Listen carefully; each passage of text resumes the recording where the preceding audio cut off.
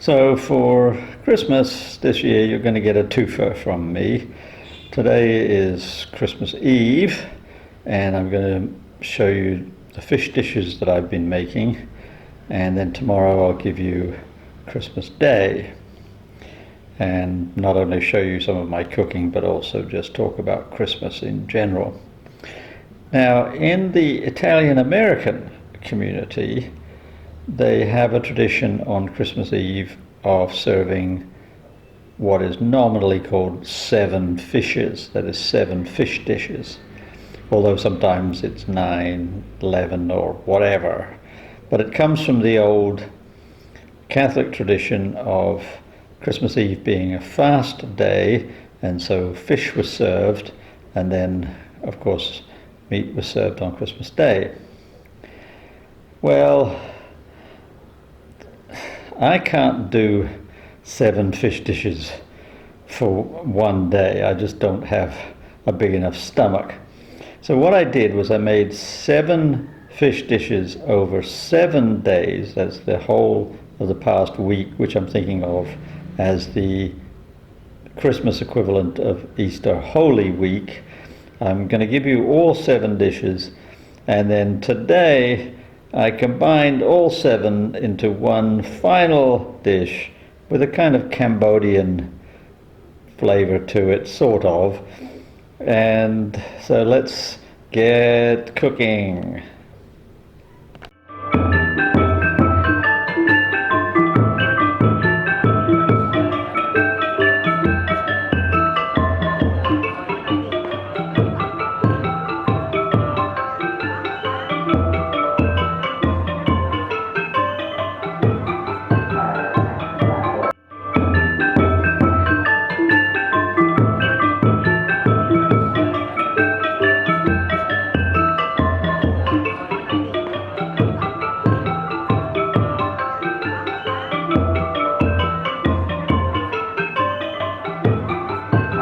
Here's our first fish dish of the 7 dishes. It has a base of buttered leeks.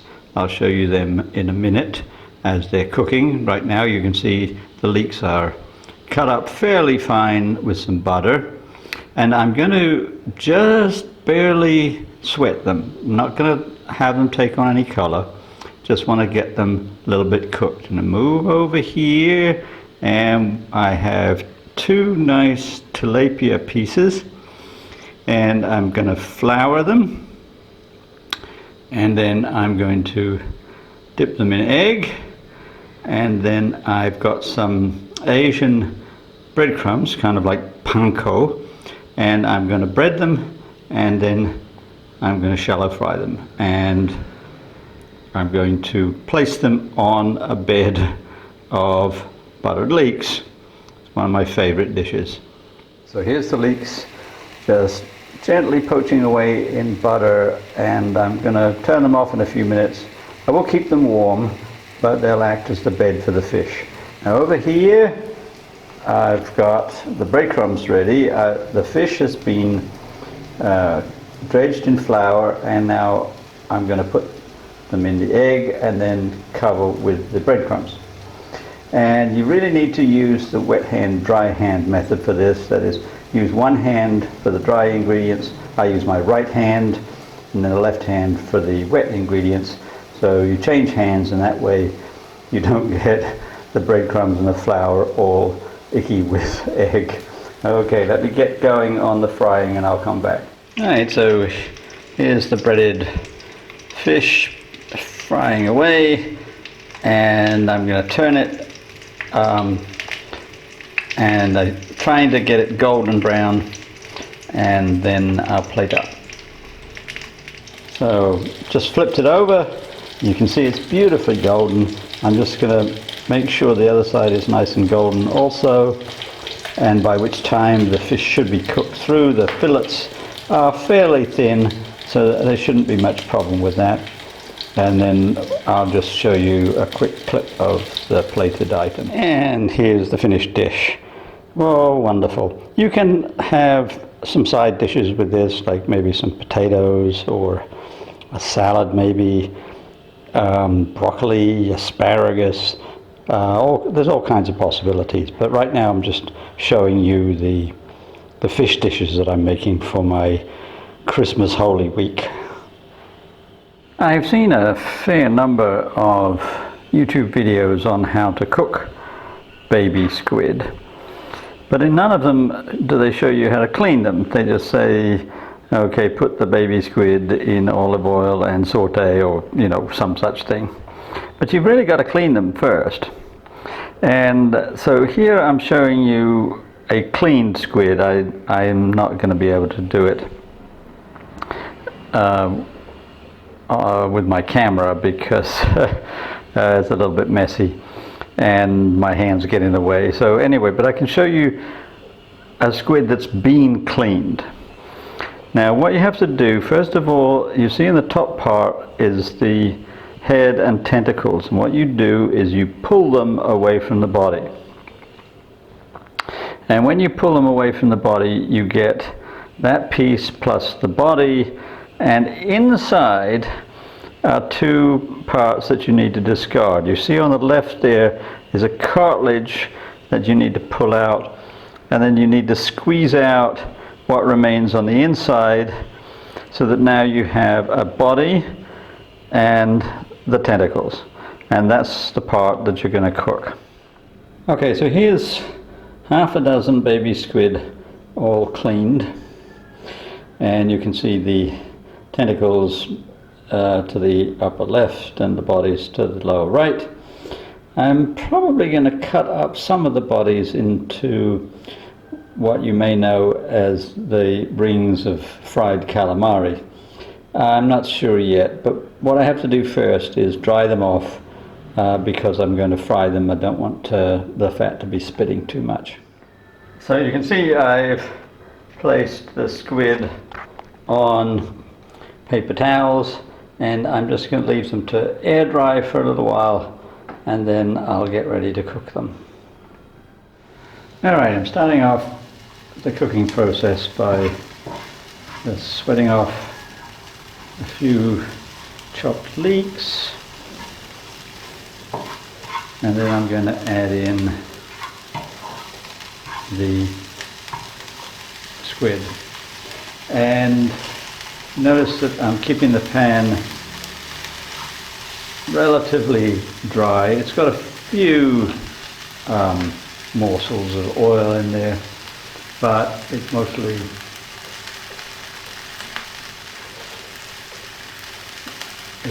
dry. All right, in with the squid that has been drying so that it's not going to cause a big problem.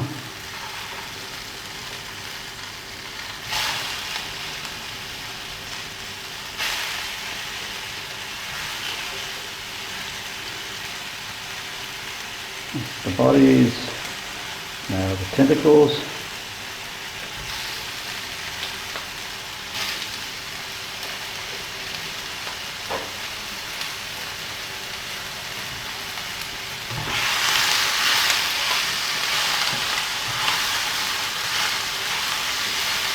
I'm frying on a relatively high heat at the moment.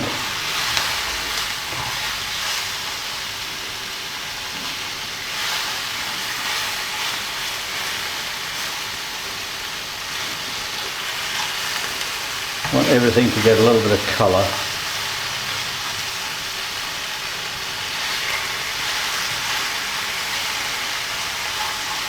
The squid's not going to take that long to cook, but I'm going to add a little bit of moisture in a minute to finish off the process.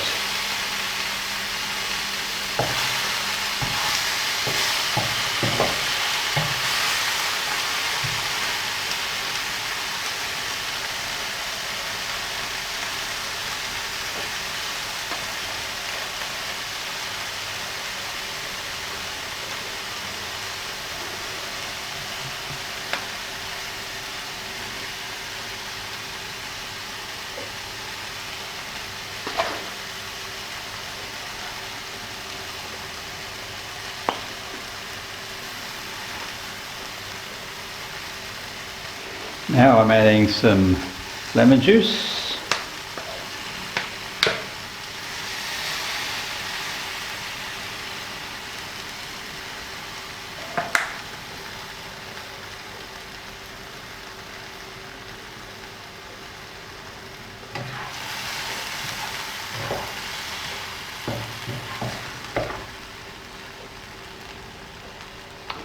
I'm going to cover and let that simmer. Now at this point you can see the baby squid is completely cooked. It takes only a few minutes. You don't want to overcook it because it will get kind of rubbery. So, and I have sliced the bodies into rings, and I am now mixing them in a bowl with some bean sprouts, and I've added some capers. Now on to the final step. I have placed the mixture of sprouts, squid and capers on a flour tortilla, and now I'm going to roll it up. And the last step in the process is rolled up, ready to eat. You could add a few other seasonings if you want to, but I don't care to. Lemon and capers with the squid and the bean sprouts is perfectly adequate for me. So I'm now going to have my little lunch. Alright, so on day 3 of my fish adventures I'm going to cook some trout. It's a river fish and very common here in Cambodia, or in Phnom Penh, in the region of the Mekong. Didn't know what it was when I bought it. It says Dry Broma, which got out my dictionary, and yep, it's trout. You can see it's not cleaned, so I'm going to have to clean it. That's very typical in Cambodia for anything you buy whole at the market, fish, chickens, duck, whatever. Get them home, and the first thing you have to do is open them up and take out all the gizzards and stuff. So do that, and then I'm going to pop it under the broiler. I would normally do what the Cambodians do, which is to grill it over wood, but I don't have a grill and wood and whatnot. So broiling is like the closest I can come. And just for the Brits in the audience, grilling, at least in my vocabulary and US English, grilling means having the heat under the meat or vegetables or whatever, and broiling involves having the meat over the thing you're cooking. So I'm going to broil it. Not quite as tasty as smoked grilled, but it'll do. After some broiling, here we are. One of the fish I'm going to put in the freezer for my 7th dish, and the other I'm going to just strip the meat from the bones, and not sure yet. I'll probably just have it as is because it's so delicious just like this. I have it quite often from street stalls in Phnom Penh, and it's delicious like any trout, although I think it's a different species from what you normally find in UK and the US, but quite delightful. So you can see all you need is a fork, and what I did was strip off the top flesh and then take out the backbone, and now I'm going to work on the bottom part. It's much tastier when it's cooked over wood. It's a little bit bland. I may, with this second batch on the bottom, use a little lemon maybe or something like that, but it's quite delicious as it is.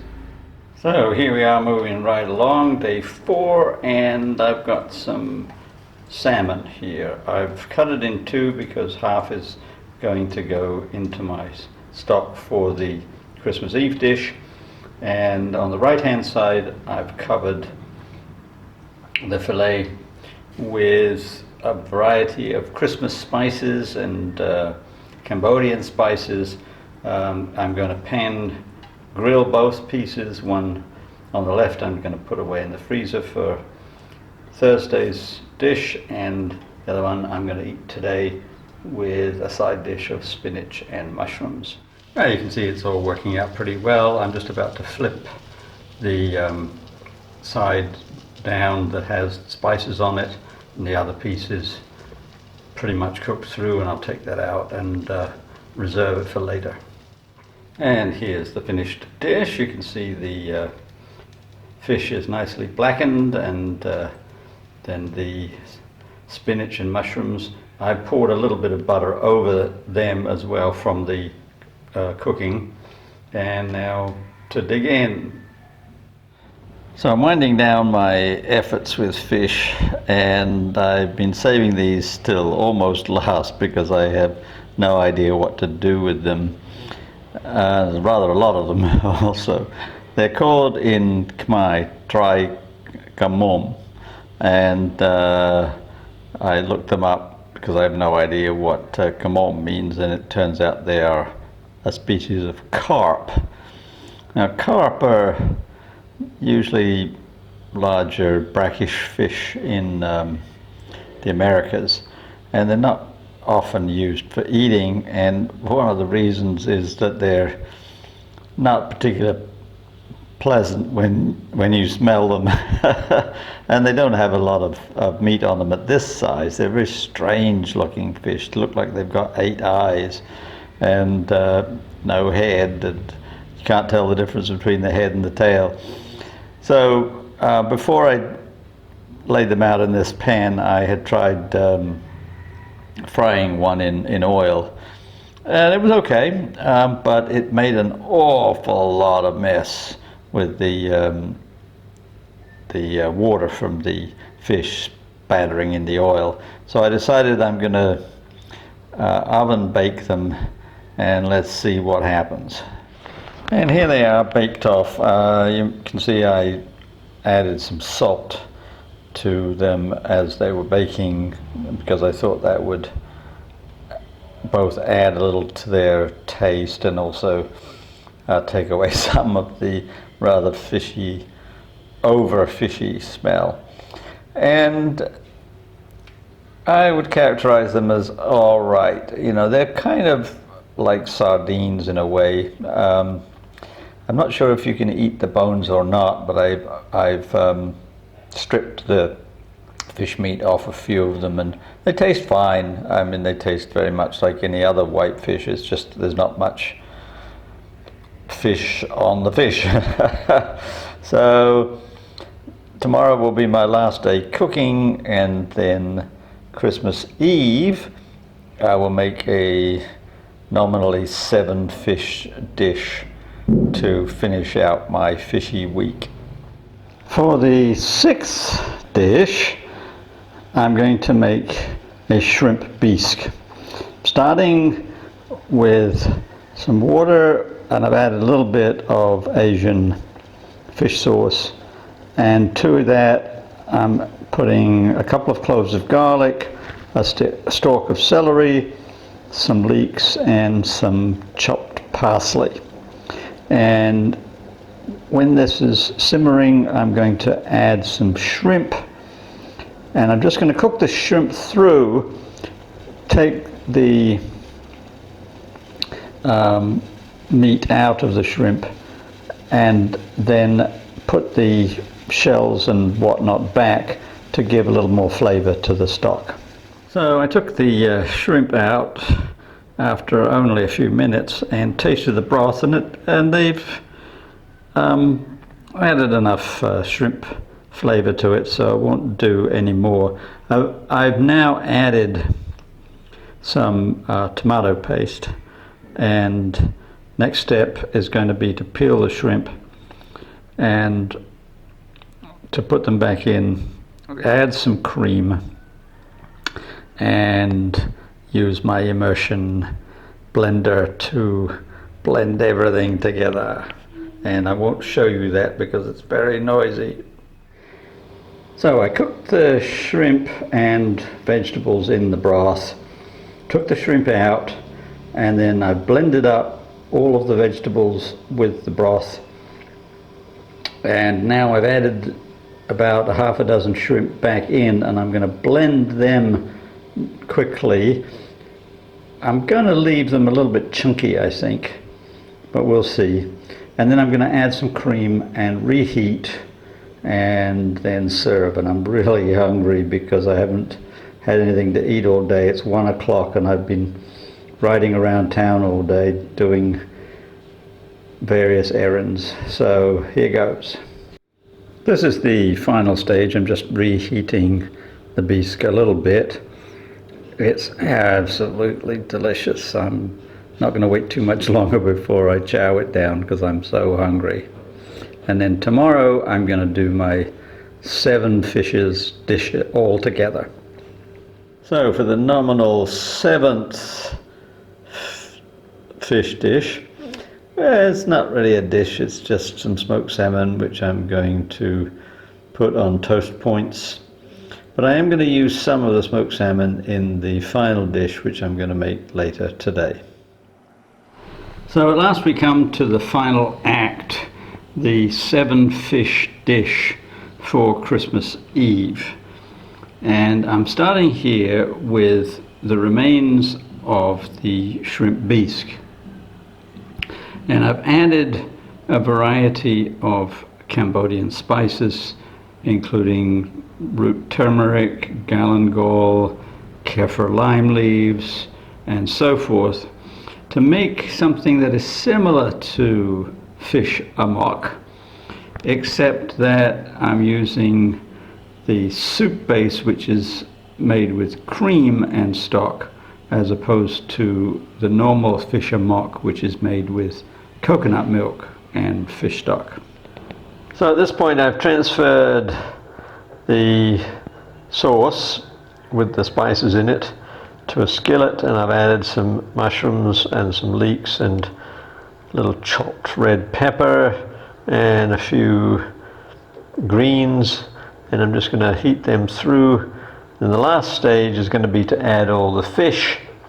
Just heat it through yet again. The fish is all cooked, so I don't have to do anything except get some of it off the bone and maybe chop up some things that I don't want whole, and then serve it over rice. So as it turns out, the mixture that I've made here and simmered for a little bit is kind of soupy, which is what you would expect when you make it with soup. So I've added some of the Asian breadcrumbs that I used in my first recipe as a thickener. This was a very common thickener in the Middle Ages, down into the early modern period, and I think it'll work quite well. We'll see. And then I'm going to add the fish. Now you can see that I've added all the different fish, tilapia, salmon, squid, shrimp, and so forth. I notice I'm missing the smoked salmon, so I'll get that out as well. I'm going to heat it through, stir it all around, and serve over rice.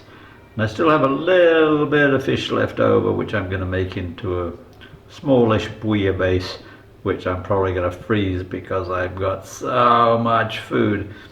This dish is reminiscent of fish amok, which is a Southeast Asian Khmer dish in particular.